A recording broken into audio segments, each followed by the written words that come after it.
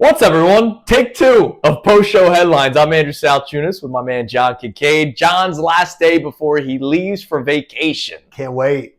I have imagine, a few questions that Yeah, I was going to say, I imagine some of the questions are that play to that. related to your vacation. They are, and more related to finding out about you. Okay. And vacation, too. Well, that's nice. Well, we'll find out a little bit about each other. Good. So I guess I'll start because I'll go with the sports-related ones. All right. Question number one is about semantics. Question number one is about terminology. So right before the show ended, we talked about whether or not the process was a success or a failure, and we got into our definitions of contender. What are some things in sports that you hear that bothers you? Like, I know sometimes elite bothers you because elite definitely bothers me. There's like a short class of elite. Contender. I'm trying to think what other ones. Contender absolutely does, because I believe contender always is defined in the postseason. Okay. Always. If you don't knock, like if people say, oh, they're knocking on the door of a championship, and you never have played in a conference final, you weren't knocking on the door of a conference of a championship of any kind. Because I would have to assume a win in one series and then assume two more wins. Yeah, but you don't base it off of the talent, like going into the play. Like the Phillies were contenders last year, despite them losing in the first round of the playoffs to the stinking Mets. See, we have a different opinion on regular seasons. I look at regular seasons, and I've said it to Connor for years now, is I look at it as empty calories. I don't care if the Phillies win 95. I don't care if it's just – to me – that doesn't define. There are regular season players. There are postseason players. And we've seen guys uplift their game in the postseason. We've seen guys clam up in the postseason. And we've seen guys, like, to me, it's fascinating, that have risen to the occasion in the biggest moments and then disappear. Right. I think Joel Embiid's one of those guys. Okay. In the postseason. I've seen him I think last year's Knicks series, and I would argue incredible. I think it was the greatest postseason series he ever played. I think it was the best series that he ever played. So, wait, it was the first time. Last year was the first time that I look at an entire series and go, don't be blaming Embiid. Yeah. I think he was. So you think he's an elite player? If we're talking about another word that you get bothered by is elite. No, he's an elite. How about this? He's an elite talent. Okay. And it just he hasn't delivered on anything for the resume that. Like, I think of I don't care about MVP. I think of a guy that you would 100% call not elite, even though he's going to be in the Hall of Fame. Who's that? And he's one of the best scorers in NBA history. Who? But he's never won anything. Carmelo Anthony? Yes! No, dude, great call, man. Absolutely. Carmelo Anthony, absolutely. In fact, but he's an elite scorer and will be in the Hall of Fame. I have gotten a shouting match with Shaquille O'Neal on our podcast about that topic. Well, I think he would know better. No, he just gets a bigger vote.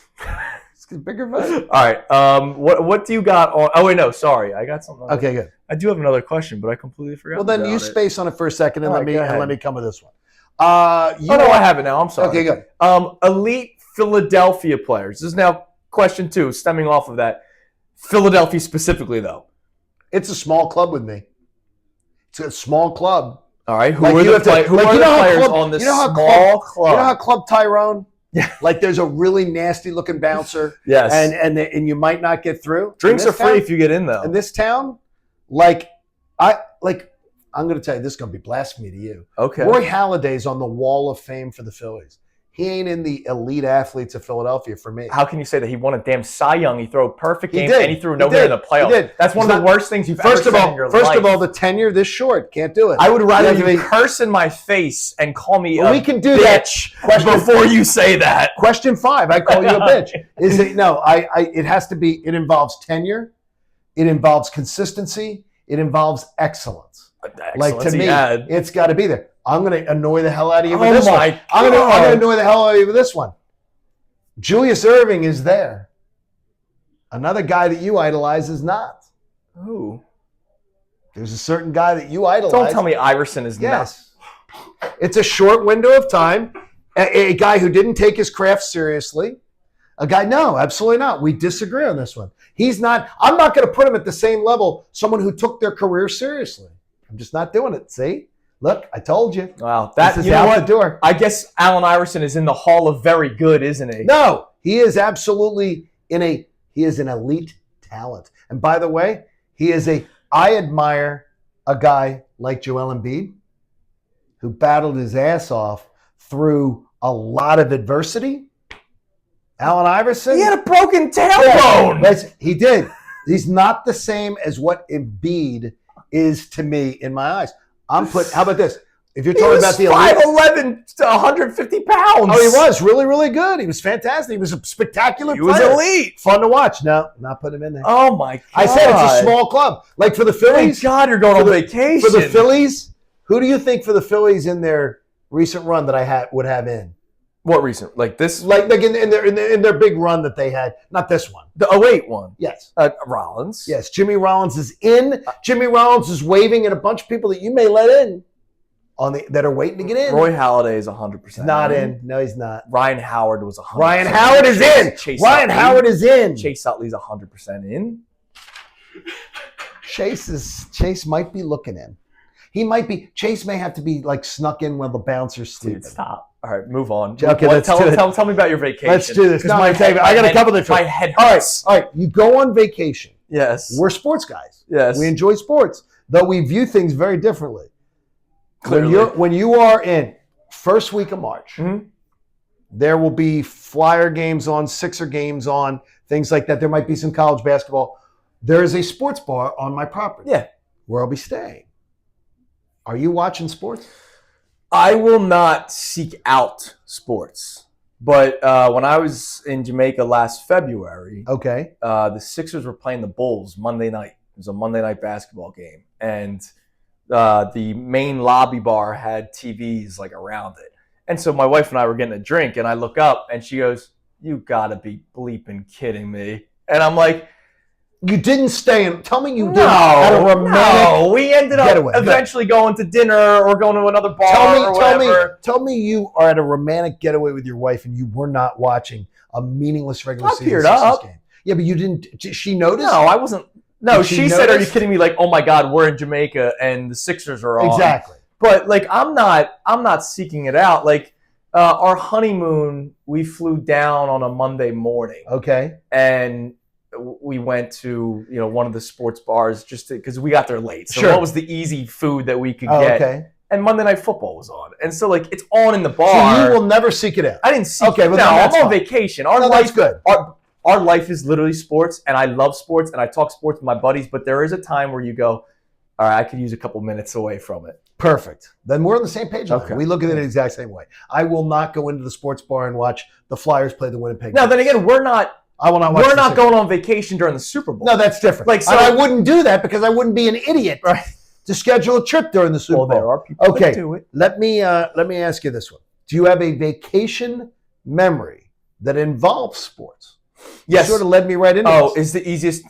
Easiest one ever? All right. So I've told this story on the air before. We used to do 2 weeks down at Ocean City, as you have your red, white, and blue Ocean red, white, and blue Ocean cup. City. This is my Friday mug. That's your Friday mug. During the summer. We used to do 2 weeks in Ocean City every single year. 2 consecutive weeks? Yep. And it was 2007. And the Phillies were fighting to win the division against the Mets. So it was August. Yep. My dad was listening to the game on the radio on the beach. Okay. And it was the 11-10 win. Oh, that was wild. So we're listening to the game, and they start inching back and coming back to the point now where my dad had out on the radio. The neighboring beach setups, the beachgoers, start coming around us. Because my dad was the only one with the radio to listen to the game. And I'm a major Phillies fan. Sure. I go, "Dad, I was 13, so I was old enough to walk by myself." Yeah. I said, "Dad, please give me the keys to the house." You wanted to go back and watch it. I went back and watched it. I watched Tadahito Iguchi score the game-winning run after Chase Utley hit the game-winning single when he comes back from injury. And I can still picture literally leaving the beach and walking however many blocks to get to the house to watch the finale of that game. That's a really good memory. Yeah. What is yours? Mine was just because I do not carry my phone. Mine was last year. I told you. When I think it was Bill Colarulo was in on something when Saquon got signed. And my wife got the alert, and she had her phone with her, and she asked me if I knew who Saquon. And I said, "Saquon Barkley? Yeah, the Eagles got him." And I was in the pool in paradise. Yeah. And I went right up, "What do you want to drink?" Damn right. And I went right and got myself a drink. That's awesome. What did I get for a drink? Saquon signed. was the Tanqueray and tonic. No.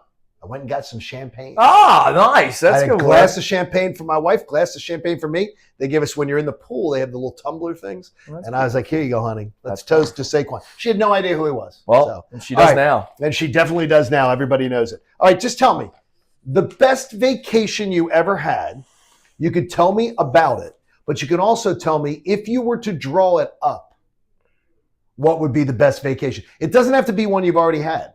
But the best vacation you ever had is one little part of it. And then if your dream vacation, you could draw it up, what would it be? Would you go back overseas for something? So my honeymoon was the best vacation I ever had because I was 24. Right. A lot of energy. Yes, absolutely. It's a great vacation. A lot of energy and a lot of booze. And, so that was fun. That, I will say, was my favorite vacation ever. Plus, would she say that though? I would hope so. I don't think I disappointed. I don't know. We also paid our way there, so that was really special. But the first time I ever went to Lithuania was like, how obsessed I am with my culture. Like that was just like a life-changing. So if you had a dream trip to plan, would it be somewhere tropical again, where I could just sit there and do nothing for a week? See, to me, it's my favorite. Yeah. Like the idea. I got a 3-year-old at home. Like, I'm exhausted. Like the idea that we had the big suitcase, like we have the one big suitcase that you have to check. Yeah. And almost every single thing that we're wearing is in one suitcase. Yeah. Is my favorite kind of. Yeah, I don't need a sightsee. Like I don't want to do that. Look, if I go somewhere, I will do the touristy things. Like, so you will. Like if you go to a city, your daughter's going to Paris. She's going to Paris. I went to every single touristy place because I'm a tourist. So I saw the Mona Lisa and the Eiffel Tower and Starry Night and all that kind of stuff. But everything else, like if you were to ask me, what do you want to do right now? If I can get on a plane right now, even though I'm very excited for my Clearwater trip in a few weeks, I would go back to a tropical island and just drink all day. Christina has 5 books for the pool. You say you're a reader at the pool. At the pool only, yeah. I read all of the first Game of Thrones book, which is like. So you were reading. Like you're reading a physical. She will bring a physical book. Yeah, physical book. Okay, to the pool. Yeah. A lot of people will read the Kindles and stuff. Yeah, no, I'm a. So you're a physical book. Last year I read the first Game of Thrones book, which literally took the whole trip because it was. Dylan knows it's like this thick. That was So they have like all kinds of wizards and dragons and everything. Hell yeah, man! In that, enjoy your trip. Cabana when you don't have to pay for it. Yeah. Like the ones that have the cover with the lounge, or would you rather just sit by the pool and chair? I want the sun, baby. So you want the chairs by the pool. You see my skin once summer starts kicking. I want the cabana when I'm laying out, so I get the heat and I get the breeze. But I'll be in the pool all the time. Yeah. And by the way, I did make the thing. I said I don't want, despite any kind of not feeling as great about the physique at the moment, I don't want to wear the swim shirts. Nah, damn right, man. The swim shirts. Even though the doctors are telling me I should, I sort of feel like I'm not going to. Just go out for 10 minutes, go back Exactly. In. All right, enjoy your trip. See you, all right, everybody have a great rest of your day. I'll be back at it next week. Connor for the first 3 days. Andrew DeCecco Thursday, Amy Friday. Oh, that's going to be a lot of fun. And some guests on post-show headlines? Yeah, I guess. Who knows? Yeah, that's right. We're going to keep on doing it. All right, bye.